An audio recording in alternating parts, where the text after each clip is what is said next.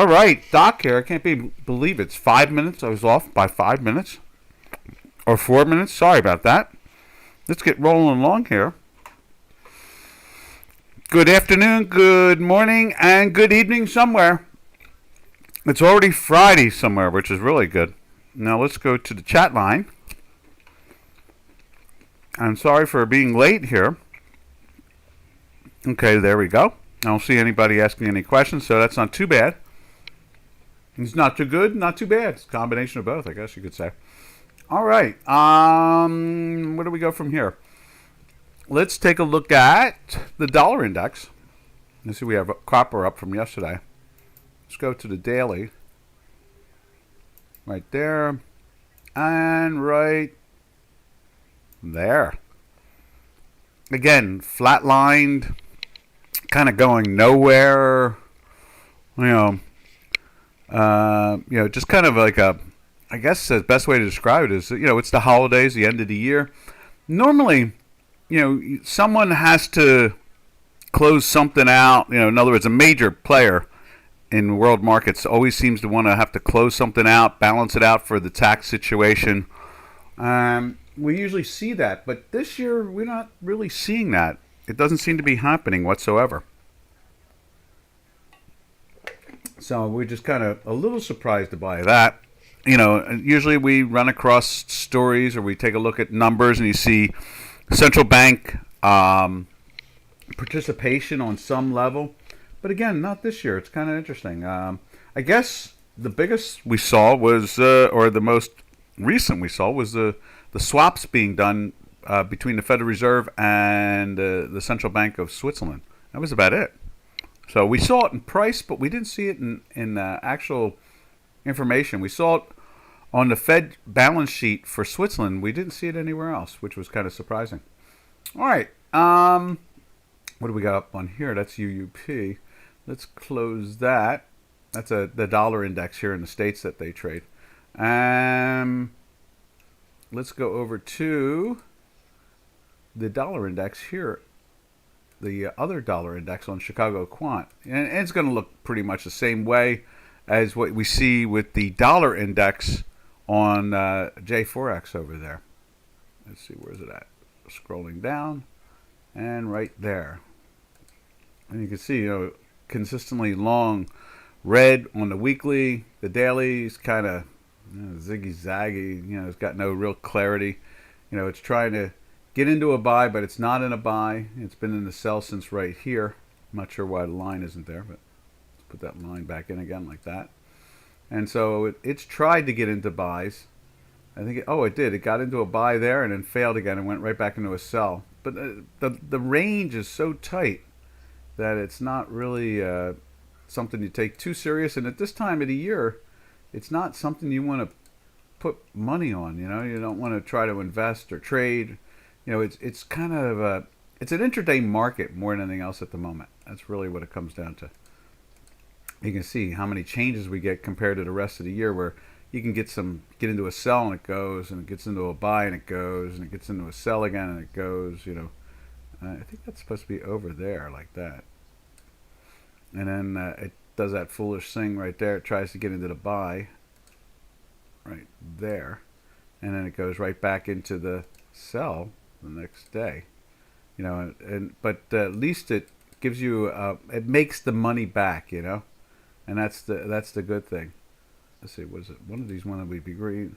One wants to be green, one wants to be red. Let's see, let's just move it over. So that one wants to be green, and this one wants to be red. There we are. And at least there's a chance to make the money all back again, which is nice. And it gets back into a buy, and you get your strength, But you get into this last couple weeks of the year, and this market really becomes just choppier and less accurate. And again, taxes do it all. That's what Ahmad. How you doing? How is Dubai today? I understand there's been a lot of rain. Is that right? A lot of flooding over on Saudi Arabia side. So hopefully it's been okay in your area.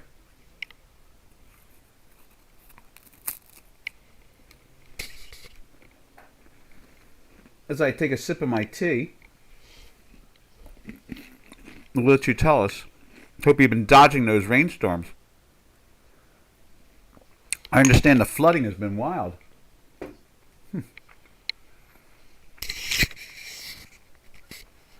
Yes, in the last few days. Okay. Yeah, that's true.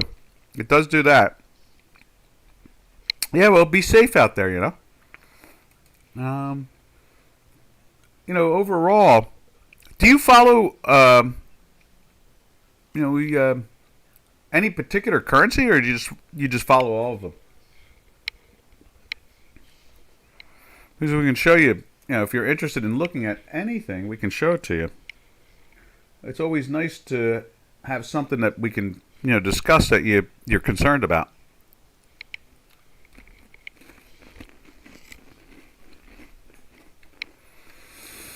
Nothing better than hot tea on a cold morning.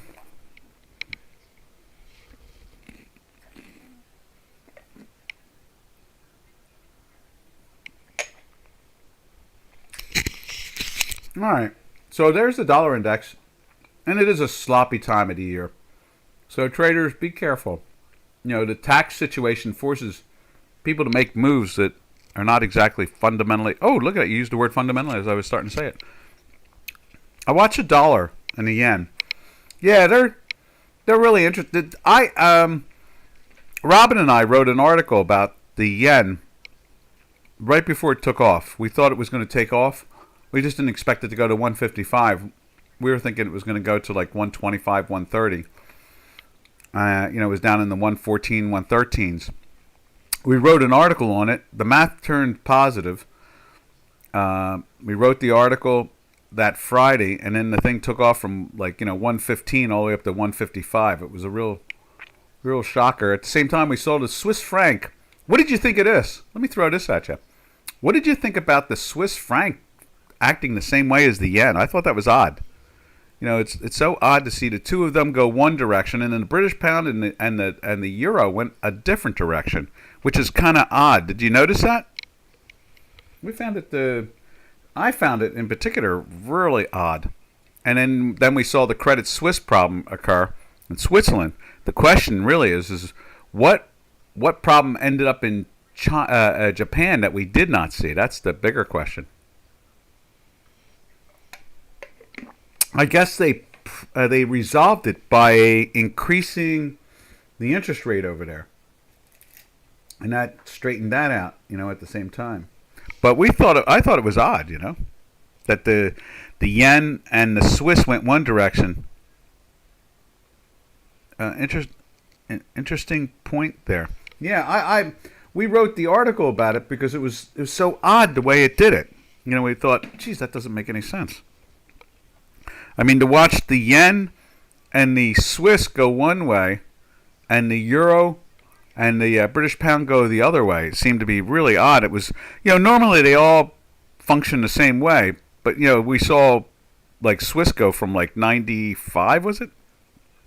0.95, 94, something like that, up to 101. We saw, yen explode from it was playing that range between, say, 115 to 107, something like that, 108. All of a sudden exploded to 155 or 152, something like that. It was a really odd thing. Did you see anything over there that might have stuck out now that I mention it? Something, because you're closer to the action. You're in between me and Japan, basically. And you're closer to, or you're about as, I guess we're equal distance to Switzerland, maybe.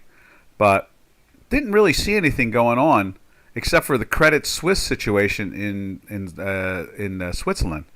There seemed to be some real nervousness, and money was being pulled out. Was it Japanese money, possibly? That's what I was thinking at one point. Yeah, I thought it might be Japanese money. I really did. I thought that, if the two of them are moving in the same direction with the dollar, and it's the opposite direction of the euro and the British pound for 3 weeks, I thought maybe it was a Japanese fund or a group of Japanese funds, which, as someone myself, as myself being international and you being international, Whereas a lot of Americans are not international, when looking at markets. That wouldn't be surprising that the Japanese, a lot of funds in Japan were gravitating towards a Swiss position. I mean, it would make sense, but it was kind of odd that it stuck out. It was really, it would have been one thing if they were just weaker than the euro, but to actually trade in the opposite direction of the British pound and the euro was the thing that really was like, wow, that's different. That's really different.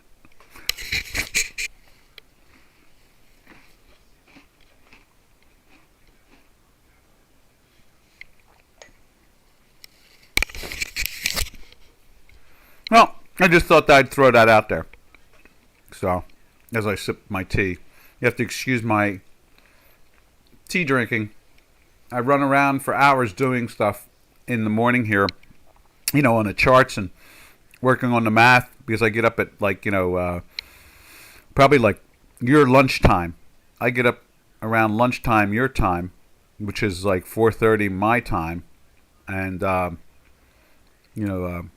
sometimes 4 o'clock I get up a.m. And I'll look at the European market and see what's going on.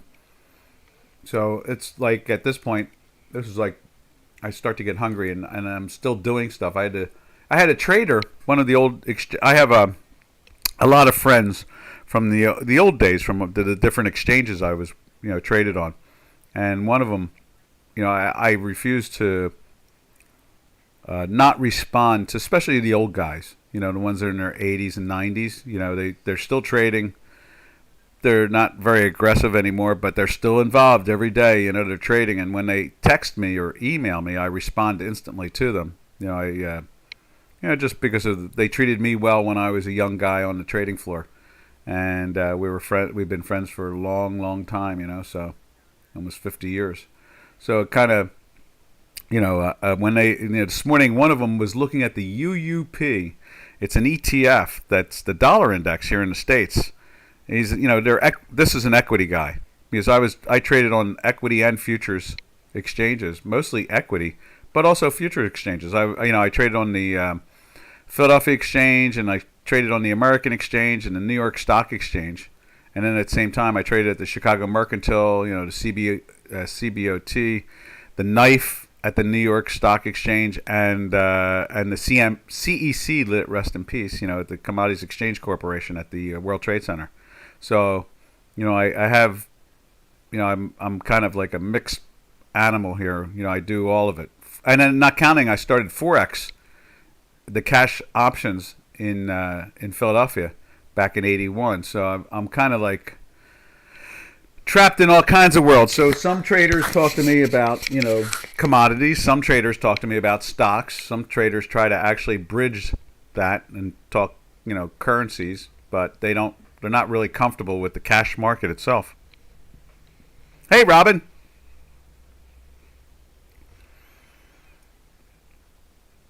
Oh, good. Tea drinkers unite. Tea drinkers of the world unite. I like that. That's good. Do you take traders privately and mentor them? Yeah, I do every so often. It comes down to, basically. What they want. I try to.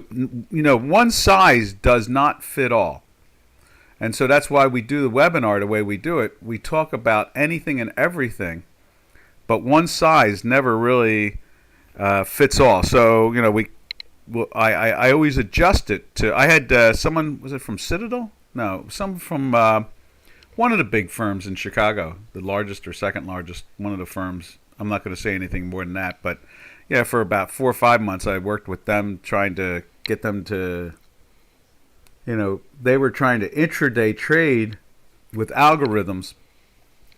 Unfortunately, they were not the smartest bunch, but they had a lot of enthusiasm, that's for sure. Actually, they didn't have a lot of enthusiasm. How can I say that? They wanted to master intraday trading, on an intraday basis, but they didn't want to do the work. They weren't enthusiastic. It was kind of disappointing. They said they wanted to learn something. Every time I told them to do something, they wouldn't do it. I guess that's what happens when you're one of the largest firms in the world. It's like I had to do it their way. And then I could say this: if you remember the old, I don't know how old you are, but if you remember the old Oppenheimer Fund, and Jack Nash and Leon Levy, when I first started to mentor them, or especially Jack Nash, and this is a long time ago. This is 20 some odd years back. They almost hung the phone up. They called me. Then I told them what we had to do, and then they basically said, "Okay, no, thank you," and they hung up. Okay, you're 48. All right, so yeah, you may remember the Oppenheimer funds, and Jack Nash and Leon Levy, and they were like early fund managers that were very successful back in the 70s and the 80s, that type of thing. So let's see, 80s. Oh, wait a minute, 48. Oh my God, 40. Yeah, you should be old enough. So that's like 35 years ago. You might have seen it somewhere along the line. But anyway, end result is they said to me, that Jack Nash was like, nah. And then 24 hours later, they called back and they said, we're going to give you a chance for 24 or 48 hours. So then I started to explain things to them. And they actually paid attention, and I had a really good relationship with them for a bunch of years, and they paid some good money. So, it comes down to the individual trader more than it comes down to me. You have to, if you say you want to do something, then you kind of want to do it, And then, if you quit in the middle of it, I guess I don't know if it's my fault or your fault, but more than likely, when we do the webinars here and you look at different products, we look at the full aspect of it all. Sometimes people think I'm taking them off track, but when you're like right now on the screen, you see the dollar index, and you can see, let me just highlight one of these things, like right here. You can see on the dollar index right now, both dollar indexes, you can see the product itself is dead. It's the end of the year. We have tax situations. People are not trying to move money. Unfortunately, I'm not a big fan of taxes. And so, I find it to be disruptive. But when you really look at the action we've seen over, say, the last 3 or 4 weeks, it really isn't going anywhere. And sometimes that's the way a market is. And it's not a cop-out, like I don't know what it's doing. It's telling me what it's doing. It's not doing anything because, again, taxes are an important factor when you're a fund manager. So, it's that type of thing. It's the trader who has to take the action to improve. Mentors can only provide direction. Yeah, exactly. I watched that Top Gun movie, and they kept on saying over and over, it's not the plane, it's the man in the box. It's the pilot. Right, exactly. And that's what it comes down to. And a lot of times, people just don't want to do the work, and they're not far from the end of the race. That's the problem. It's like run that extra 20 feet, put the kick in. Oops, a knees. What's that? Oh, what did I miss? Are you typing somewhere else? Oh, okay, you're talking about knees. Okay. Yeah. So, yeah, I don't know. I'm diplomatic. Let's say I'm diplomatic more than I am. I could be a hammer, but you know what they say about hammers? Everything looks like a nail. So I'm not a hammer, as much as I could be in my heart. But now, where is my phone ringing? Am I sitting? Oh, I was sitting on my phone. Well, it's Robin. Let's see what Robin has to say. Hey, Robin, what's cooking? I wrote it there on Easy Medics with whatever that he could get the analysis. Oh, okay. Okay. That's all I wanted you to know. Oh, okay. Bye-bye. So, yeah, and the end result is that it takes a meeting of the minds, both sides doing the work correctly. So, just trying to, in the end result, markets are a challenge, but they're also very nebulous. Our algorithms make it easier. Keep you in the right direction. I mean, when you can stay generally like 9 out of 10 times be in the right direction, then you can kind of design whatever you're trying to do better. So let's say, we have producers, we have market player. We have a lot more producers than anything else anymore, right, Robin? What do we have now? Mainly producers, right? I mean, I guess the dentist in NYC is a trader, but after that, almost everybody else in our our clientele is pretty much producers, aren't they? On one level or another. The guy from Delaware, remember him? He's been a more of a trader, right? Or like the one that follows S&Ps, but almost everybody else is just literally producers on one level or another, from oil to grains to commodities. I guess the guy in Australia or New Zealand, I guess it was New Zealand, that follows the currencies is an international corporation, that type of thing. So, yeah, that was a long way around. The answer is yes. But anyway, let's go back to what we're looking at, the markets, and we can answer any questions that anybody has. Remember, questions are cheaper by the dozen. They're all the same price, free. So you're welcome to ask as many questions as possible. Let's see, where are we at now? So let's take a look at the euro. And the euro, matter of fact, I sent a chart out this morning to one of the old guys. I send out charts to when they ask me questions. He asked me about UUP. I had to reload UUP. I don't even follow it anymore. And I said to him, follow the euro. If the euro is going long, go short UUP. And vice versa, So, hey, what's cooking? Who wants to see crude oil, he asked. Oh, I didn't even see that. Oh, yeah. I know. Yeah, oh, okay. All right, I'll go. I didn't even see that. Thanks. Okay, bye. Yeah, Robin's keeping me straight. I'm kind of drifting out here. Let's go check out crude oil. Let's see. We'll go with Brent to start off with on J4X, just for the fun of it. You can see Brent. There's the daily on the Brent, and then on our work, I sent out. What did I do? I sent something to one of our clients on March, on April crude instead of the front month, just solely because here's the front month. There's February, and it's playing with the weekly sell. It wasn't a weekly sell from the, high 80s, mid 80s, I guess you could say. It went into the weekly sell here, and then it went down, and we went into the buy here, and we had a couple days of strength, but overall we don't trust it because we're in the weekly sell.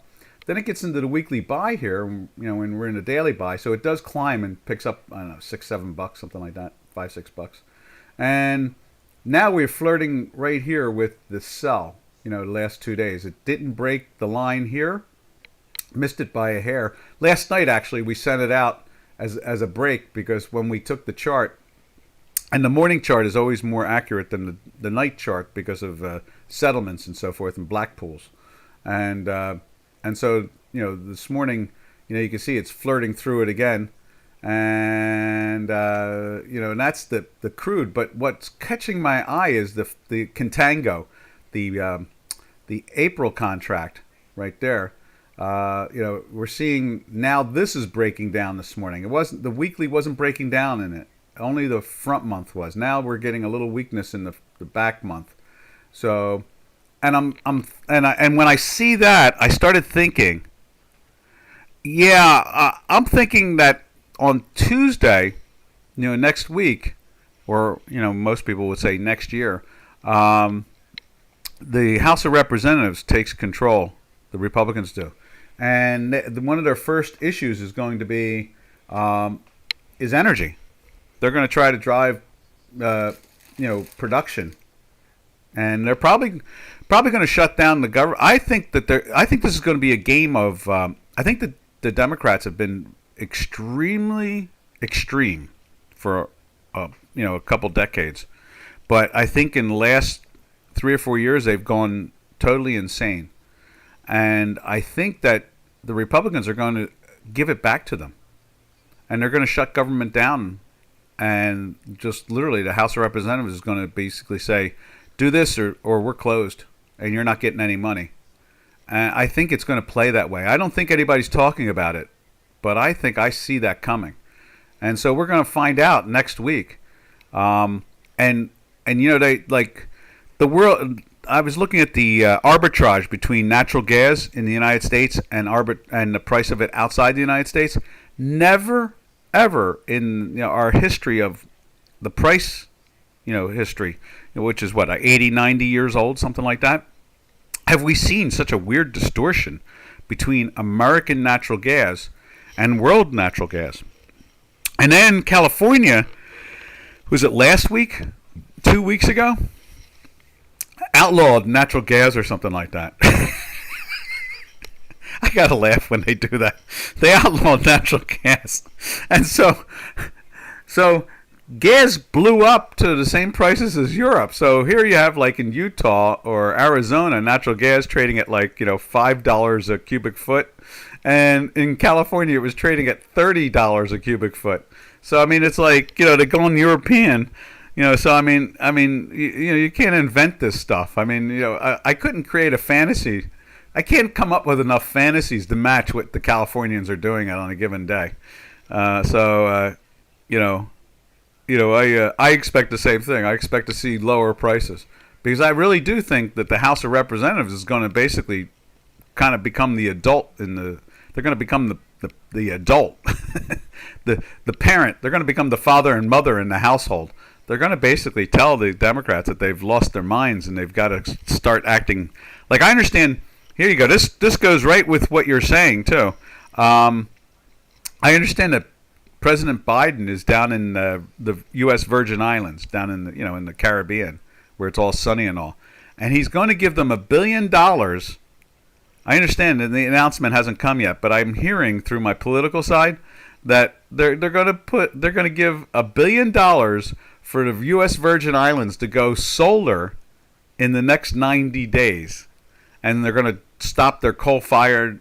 I guess they have a coal electrical plant that generates electricity down there, and they're going to outlaw that in the next 90 days. So in 90 days, you're not going to be allowed to use fossil fuels in Virgin Islands. So, it's like you just can't invent these things. These are weird. These are weird times, just very weird times. So, anyhow.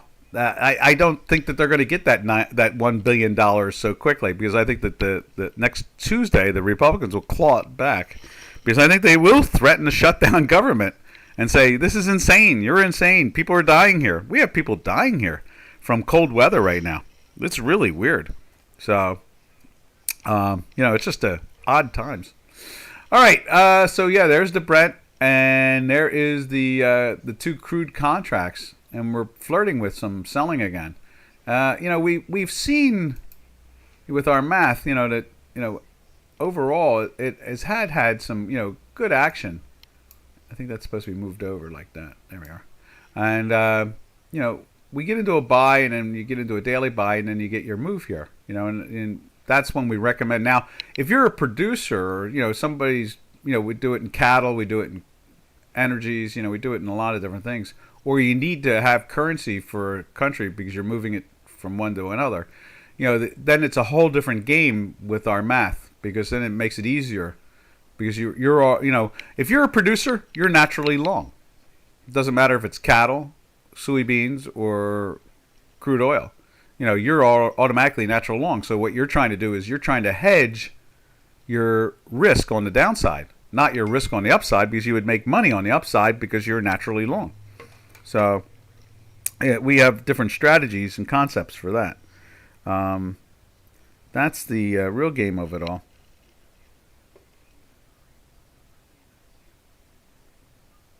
Let's see, I have to answer this text.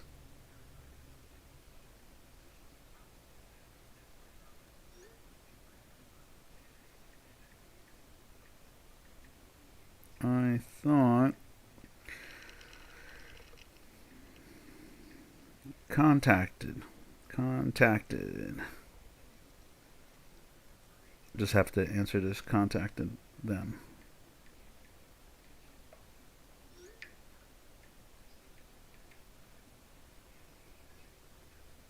Now I know.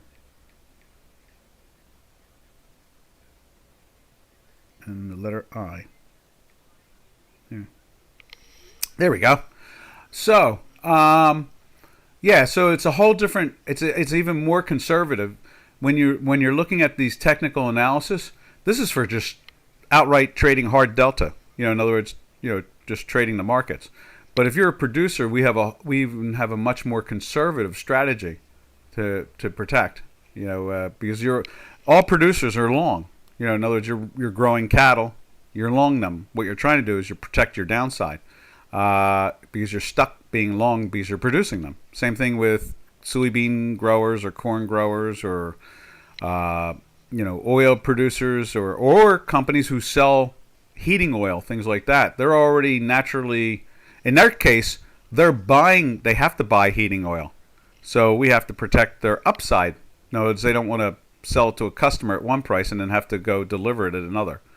So it's a little combination of different concepts. How would they regulate yachts docking at the islands? Yeah, good question. I think it's got something to do with just generating electricity at this point. So it's, in other words, they don't want any energy in the Virgin Islands generating from nothing but solar collectors. And supposedly they're going to beats the daylights out of me. I don't know why they have to. It's almost like the environmentalists are a hammer and everything looks like a nail. There is no diplomatic, logical, intelligent, process. Instead, it's you're a nail, I'm a hammer. Let's get on with the business. I think that's pretty much the name of it.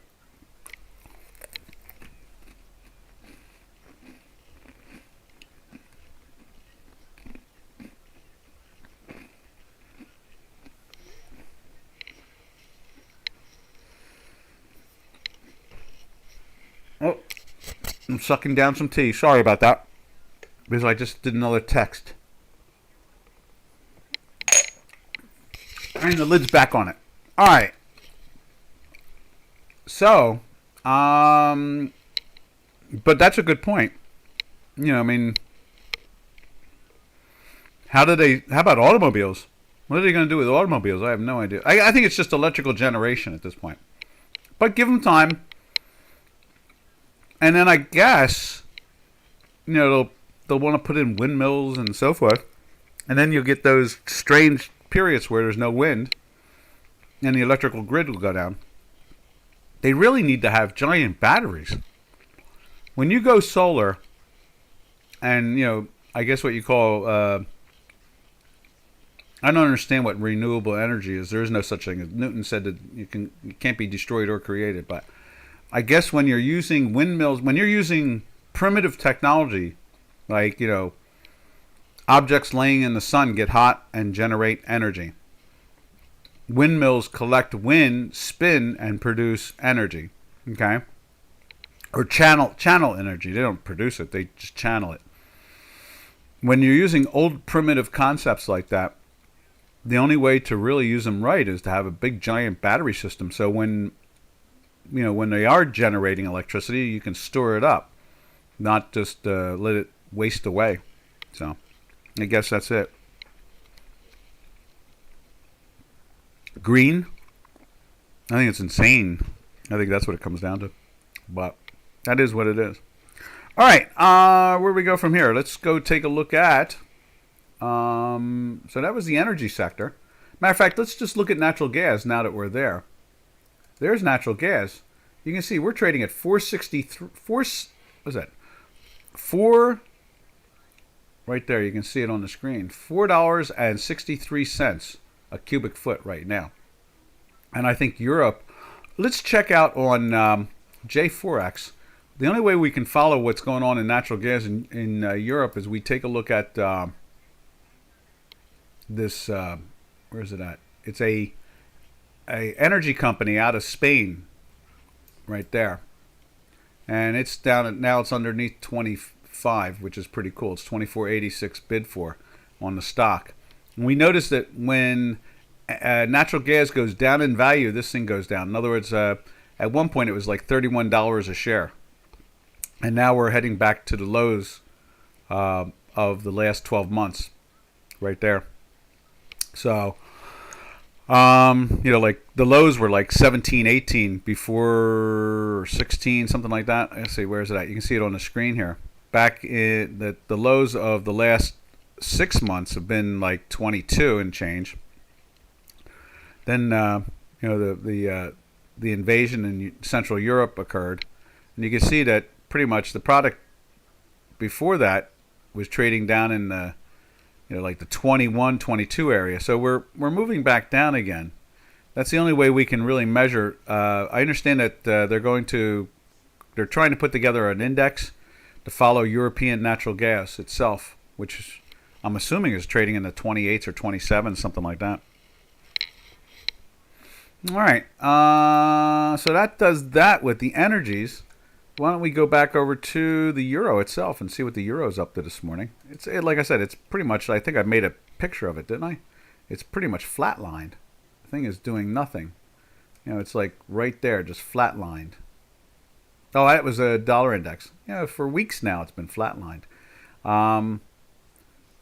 At least it's been in the weekly buy, as you can see there. It's been going up and slow and steady, and then it's stalled out in here, but we're not seeing any real weakness to really be concerned about.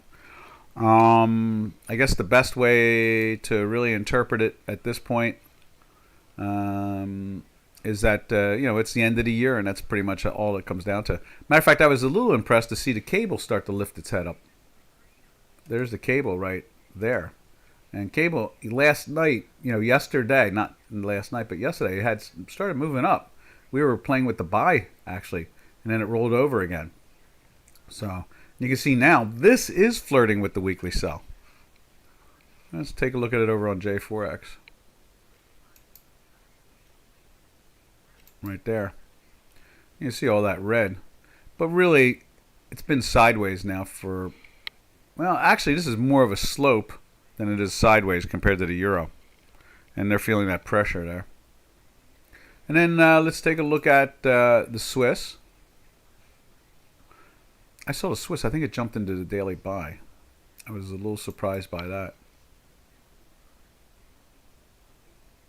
Right there. Not there. It's not showing a daily buy. Let's go over here. Or maybe that was Canadian. I think it was Canadian, maybe.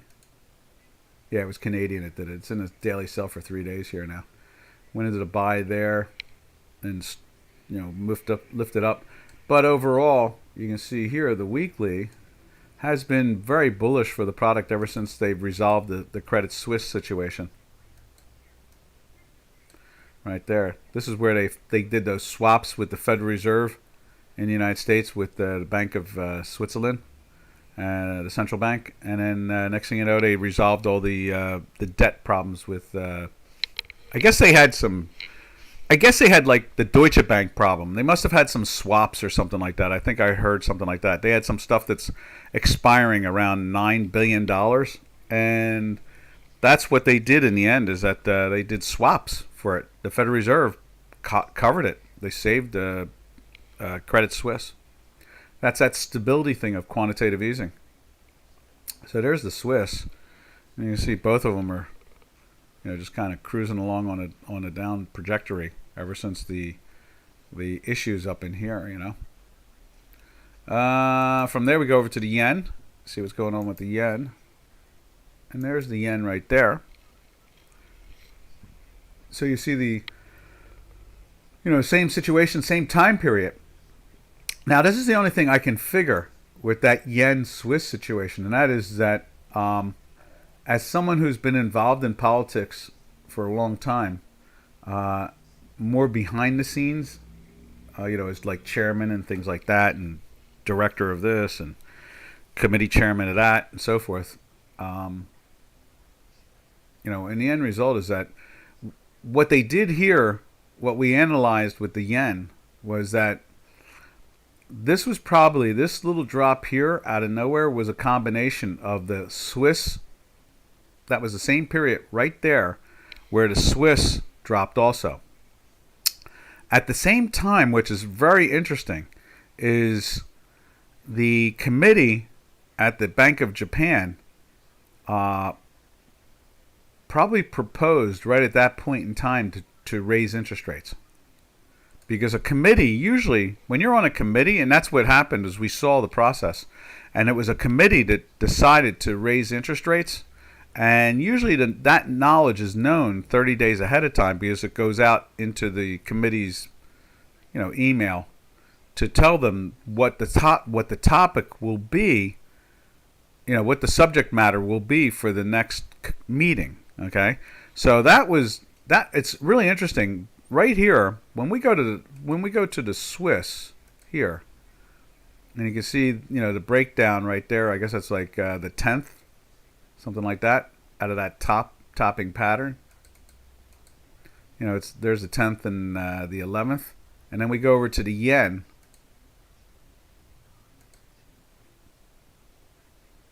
That's the 9th. There's the 10th right there. That's the 10th also, and the 11th right there. So they both did it simultaneously. So the Federal Reserve did swaps to help out Switzerland during this time period, right there. And at the same time, the Bank of Japan sent out to the committee members that they were interested in raising rates.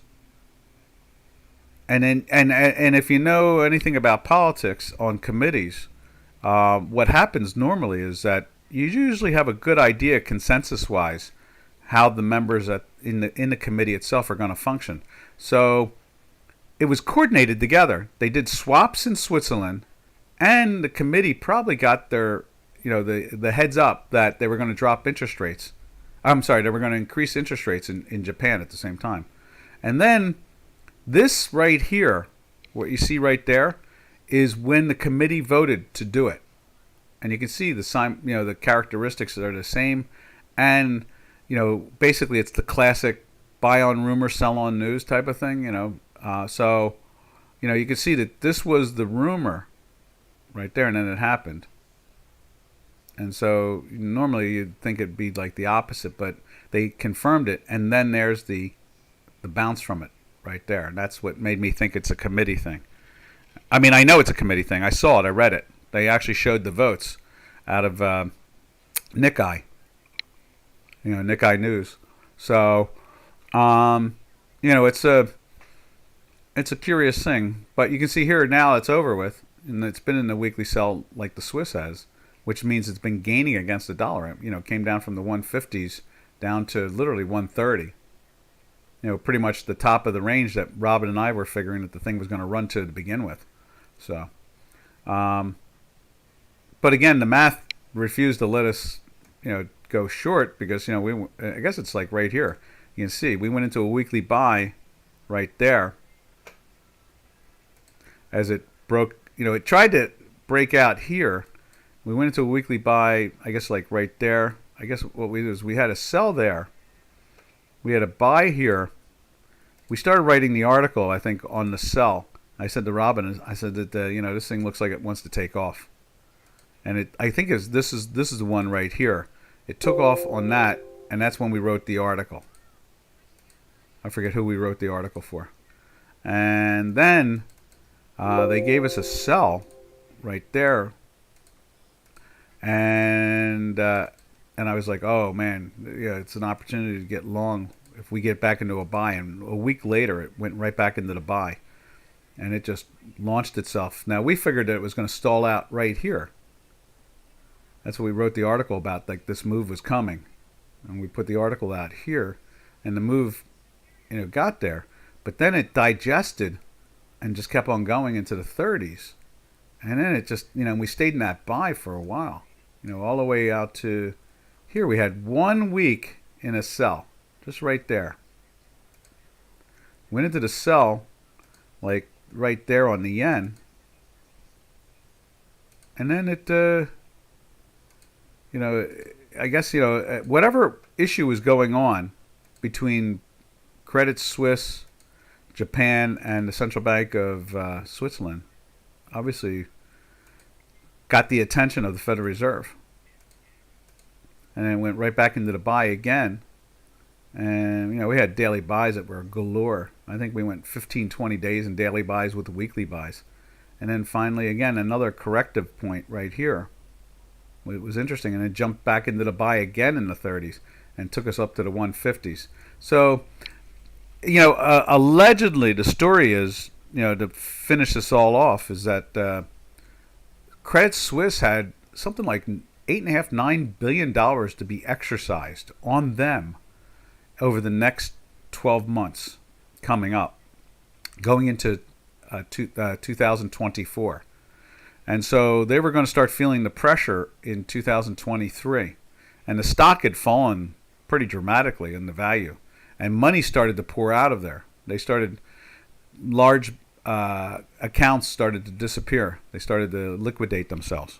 So it was like a combination of it all. That's a good... Hey, Robin, where is that article?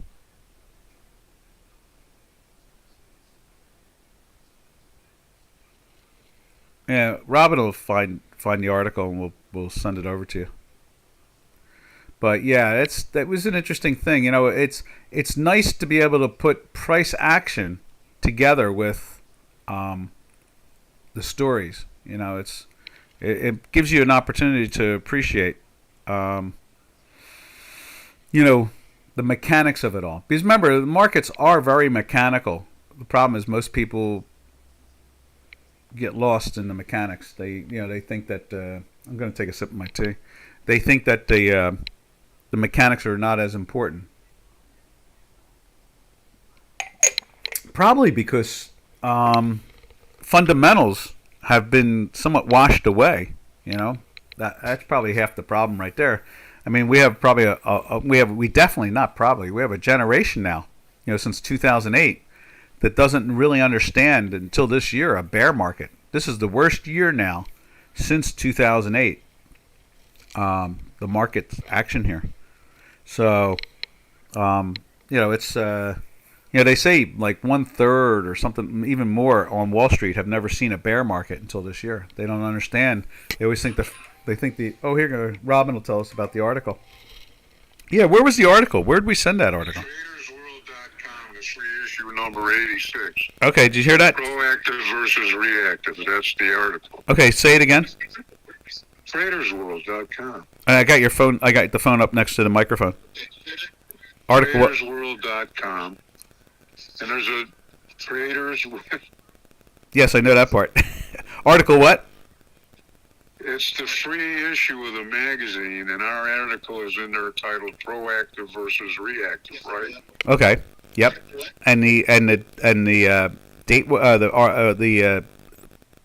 was it? Article or subscription 88 or 89? You said?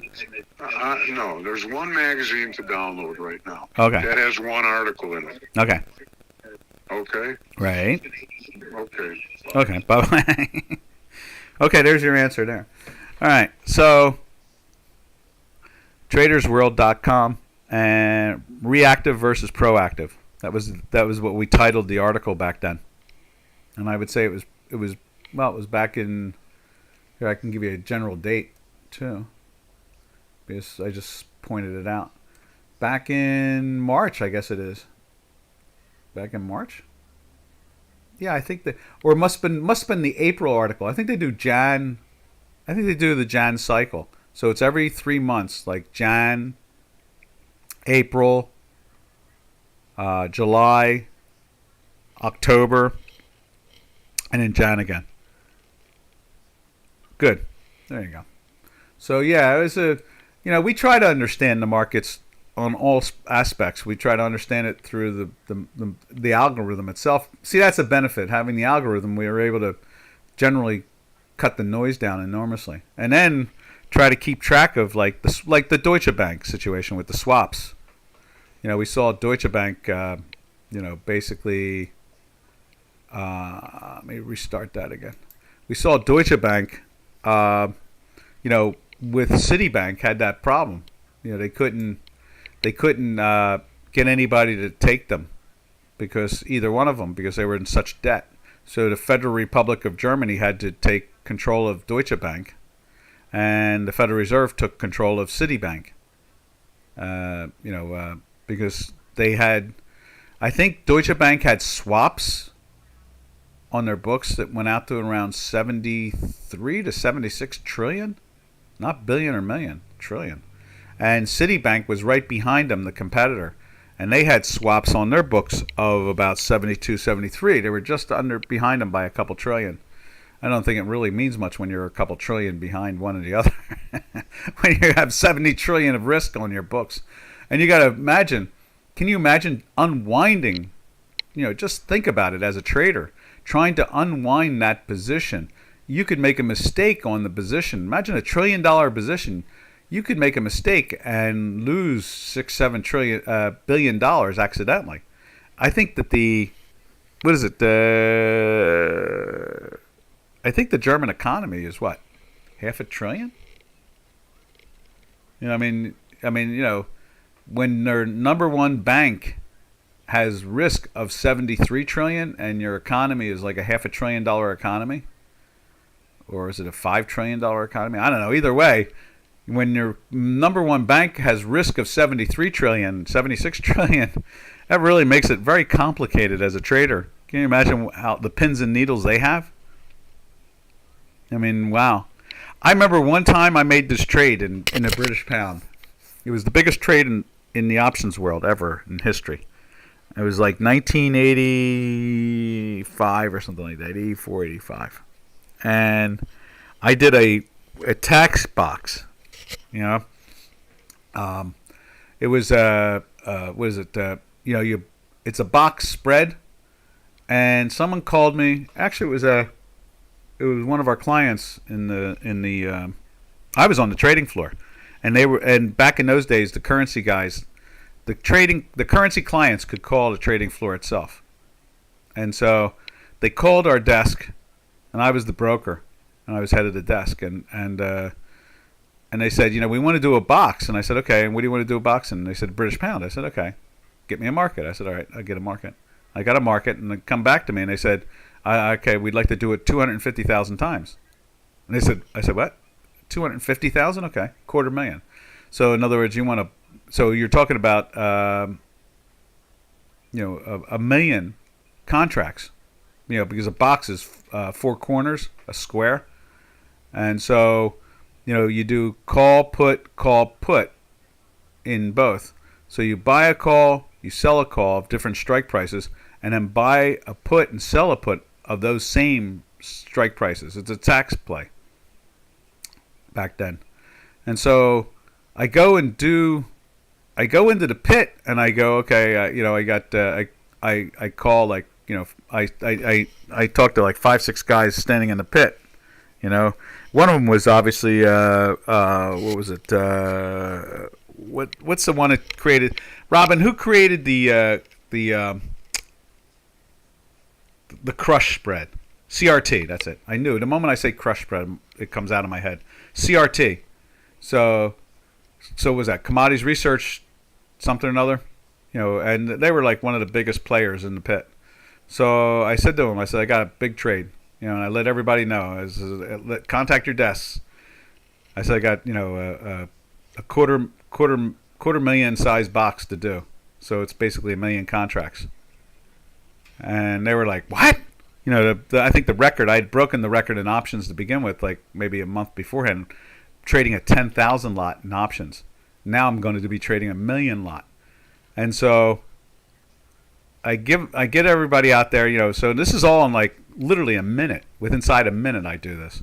And they go, okay. And so they're coming back, and within a minute they're like, everybody's sizing everything up, and so forth and so on. And then the next thing you know is that I go, okay, I'm something like a 23 bid for 1 million, or 250,000. I'm sorry, 250,000.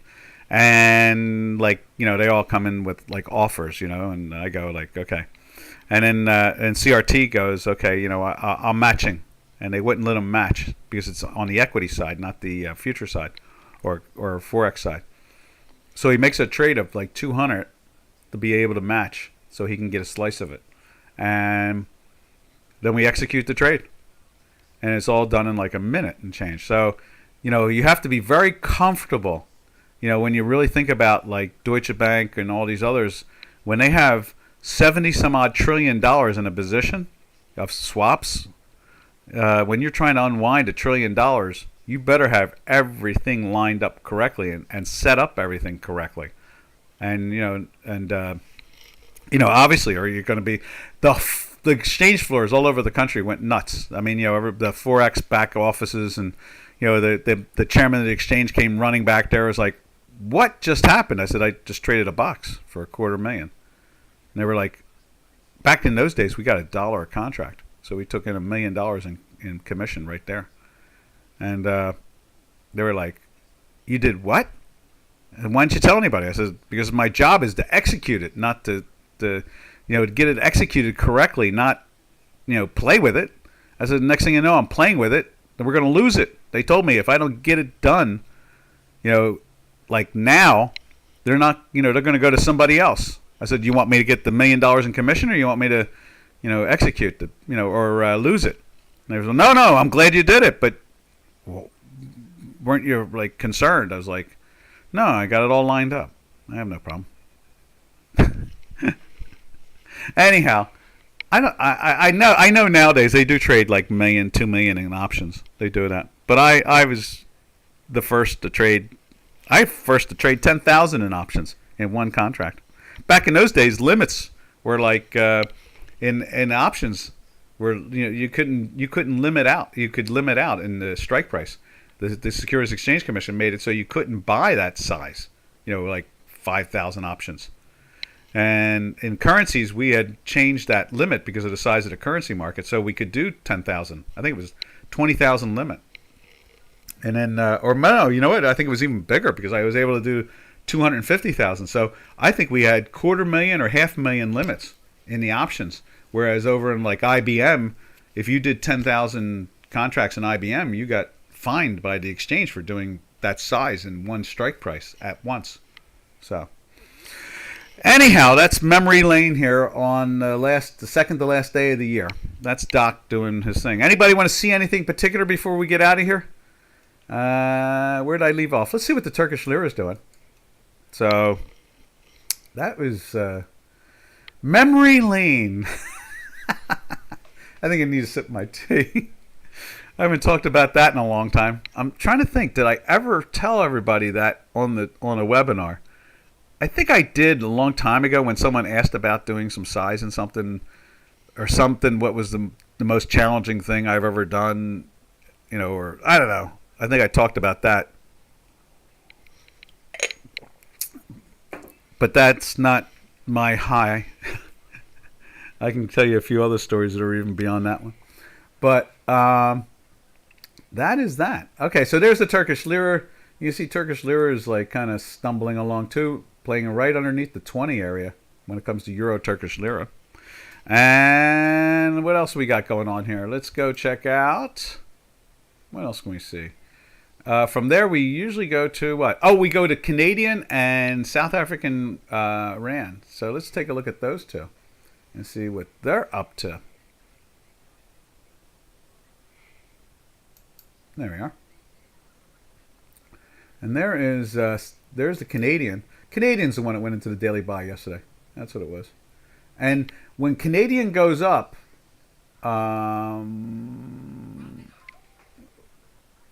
yo, Robin, what's cooking? Hey, I said the opening in the S&P futures. You could say that. Oh yes. Yeah, say that again. This way they can hear you say it. I set the opening range of the first day of the first trade of the S&P futures. Yeah. There you go. Yeah. Yeah, we got a lot of history here between Robin and I. We've done a lot of whack stuff. A lot of strange trading. Lots of strange trading. Yeah. Robin was like standing in the pit and they were like, okay, we got to start this thing. What do we do? And, back then I think it was trading at like 23 if it was that big. Can you imagine now it trades at 4,000 and where's it at today? 3,800 and something? Back in those days it was trading at like 23. I think every tick was $50 back then. Was it 50? No, it couldn't have been. It must have been $25. because the guys at the Board of Trade used to say that we have the biggest tick. A play on words there, because the bond was $32 a tick. That's what it was. So the S&P was $25 a tick. Oh my God! All right, so there's the Canadian usually works in the opposite direction of oil. So in other words, when Canadian is when oil is going down, losing value, Canadian loses against the dollar and goes up. And then like same thing on South African rand right here. When the South African rand is gaining against the dollar, normally gold is going up. So I'm assuming gold is trying to, show some life here. Let's see. Here's gold. Yeah, see, we're trying to get into the buy again. It's the second day across the zero line, but we had a green and a red telling us that some volatility is coming. 2 days in a row, actually, right there. So, and we're in that weekly buy with the gold. So, it's trying to shift its gears there. $500 per, yeah. I just remember the guys at the Board of Trade, because I had access to the Board of Trade. I didn't go over there much, but I used to go over there once in a blue moon. And, like I go over for night trading or something like that. And the Board of Trade guys used to say, we have the biggest tick in the world. And they used to try to take the T and change it for something else, if you get my drift. Anyhow. All right, traders, that's it. We've had enough fun in one day. We're going to catch you all tomorrow, same time, same channel. This is Doc and Robin from North America saying happy trails to you until we meet again, which will be tomorrow, the last day of the year. Happy trails to you, to all our trading friends. Later, traders. And thanks for the questions.